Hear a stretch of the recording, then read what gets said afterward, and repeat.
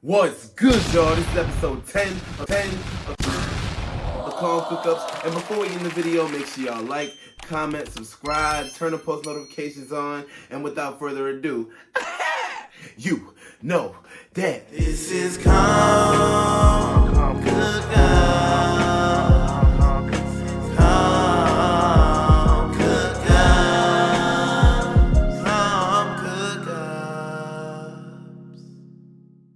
What's going on, y'all? Today is a very special episode because I'll be making a beat for a new artist that I found. His name is Vent, and I'll play something real quick. Beat to the T, but never keep it short and sweet. I'm down for whatever, there's some heights I plan to reach. She got that swag, that fire, that burns when she weak. Realest in my city, you could call me the one. Big T, be a Jersey, she ain't playing for fun. So as you can see, we're gonna be on that soulful boom bap type of vibe today, and I'll be showing you guys how I like to make my soulful boom bap stuff. So let's get into it. First thing I'm gonna do is bring the BPM down to like 91. Yeah, that's a solid. Actually, let's go 93. Let's speed it up just a little bit. And I'm gonna start off with the drums. I like starting off with the drums with my boom bap stuff. I like this hat. I like to layer my snares. So I'm gonna take this Aaliyah snare. And now I want something that's a little bit more boxy, so I'm gonna go into my Ninth Wonder kit. This joint right here. And now I'm looking for something with a little like more sizzle to it. That'll work. And I'm gonna just get one more snare. Yeah, I like that. All right, and for the kick, I'm gonna just go with this kick. It's a nice, deep, solid kick. I like the more deep, low-end kicks for the boom bap stuff compared to punchy kicks. That's just me though. It's all personal preference at the end of the day. So for boom bap, I like to put it on the 2 and the 4. 1, 2, 3, 4, like that, and just keep copying it over. And here's a special trick that I do with my snares. I like to shift it forward just a little bit, just so it's off the grid. And to do that, you just hold down shift and left on the arrow. So I'll do it about 3 or 4 times, but you can do it to taste.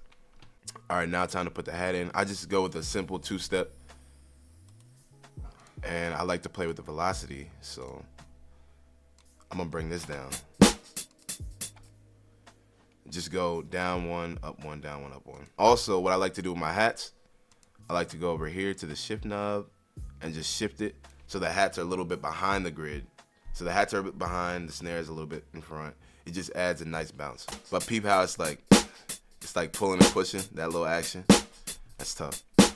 And now it's time to come in with the kick. And to be honest, you can do the kicks however you want. It does not really matter. Just as long as you have something hitting on the 1. And just do whatever you want to do other than that.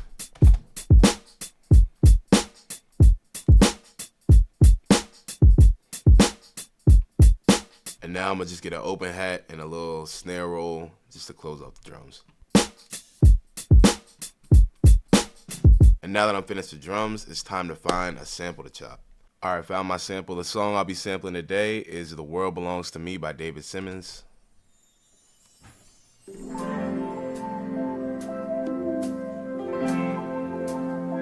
I'm gonna go ahead and speed it up. I like to put it at 4 and then just speed it up and pitch it up as well. Ooh, yeah. All right, so I took 4 pieces from the sample so far, and I just need to stretch them out so that they're on time with the beat. All right, so the way I stretch out my samples and make sure that they line up with the BPM and the beat is you want to start on the downbeat of one of the samples. So you can tell that's a downbeat. And then you just want to count to a certain amount of bars, whether it's 4 or 8 or whatever you're doing, 2, 1 bar, whatever it is. And I want to find where the next downbeat is. So right about here, I think. And then I turn this on, this little thing right here. You can also use Shift M to turn that on. Then go to none and just drag it to the 5 mark right there. And now it should be on beat. You came along, my sweet. I was throwing my life away. All right, so now that I got all of them lined up, I'm about to do another trick. And this is something you can only do in FL Studio version 21.2, I believe. 21.2 and all the updates in front of that. So I'm gonna consolidate these together Don't want any insert or master effects in it. I'll worry about those later. I can just delete those out now. And I want to extract the stems from the sample. So what I like to do is take out the instruments and the vocals and keep those. And the drums and bass, get rid of those. I add those back in later. I already have the drums, as you can see, and I'll add in a bass line later. And now, you came along, my sweet. I have the instruments, I have the vocals. I was throwing my life. And the extraction it's pretty solid. I can't complain about it. Throwing my life away. And now I'm just gonna put these wherever I think they sound the best. Alright, so I kinda got it laid out how I want it. And what I like to do with the vocals, I like to put the radio effect on them. Just so they're not messing up with the artists as they record. Just gotta make sure that the artist has enough headroom. And now I'm just chopping up the vocals, just getting something that I like. So right now I'm working with this.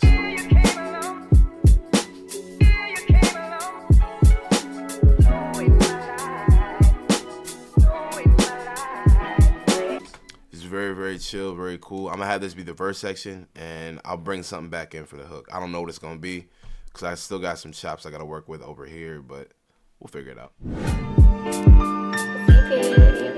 Alright, now that I got all the chops and all the instruments lined up how I want it to be, I'm gonna add some different elements throughout the hook just to make it stand out.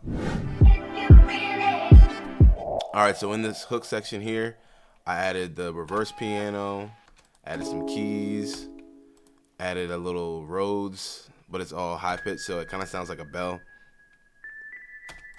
Then I added these horns, and I also added the trumpet, and all together it sounds like this.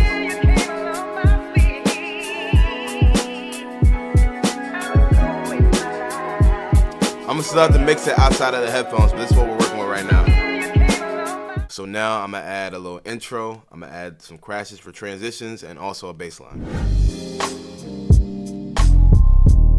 So on top of adding the intro, the bass line, and some crashes, I also added some chimes, put the little vinyl crackle in there, added my tag, and I also changed up the kick pattern for the hook.